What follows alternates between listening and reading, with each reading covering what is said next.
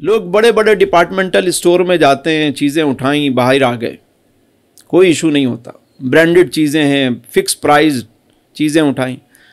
لیکن وہ کسی غریب ٹھیلے والے سے لڑ جھگڑ کے وہ کہے گا بھائی 100 روپے در، نہیں نہیں نہیں مجھے تو اور کم اور کم اور کم، اور ایک اور ایکسٹرا دے دو۔ بھائی ڈپارٹمنٹل اسٹور میں تو آپ یہ بات نہیں کر رہے تھے، ایک غریب ٹھیلے والا کھڑا ہوا ہے، اگر 2-4 روپے کما بھی لے گا تو کیا ہو گیا، اگر اس نے ایک آدھ دانہ ڈال بھی دیا تو کیا ہوگا، کسی کا بھلائی ہو جائے گا، وہ اپنے بچوں کی روزی کمانے کے لیے کھڑا ہوا ہے۔ ایک بابا جی تھے دکاندار، لوگ ان کو بعض اوقات کھوٹا سکہ دے جاتے اور وہ سمجھتے ہم نے بابا جی کو بیوقوف بنا دیا، وہ بھی سکہ لے کے رکھ لیتے،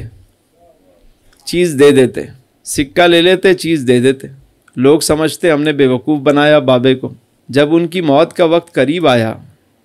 تو انہوں نے سارے کھوٹے سکے رکھے اور دعا کی، میرے مالک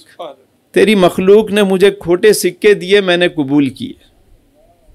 میں نے کبھی کسی کو منع نہیں کیا، مجھے بیوقوف سمجھ کر مجھے کھوٹے سکے دیتے رہے، میرے مالک میں قبول کرتا رہا، آج اس کھوٹے سکے کو میرے مالک تو بھی قبول کر لے۔ آسانیاں دو گے، آسانیاں ملیں گی۔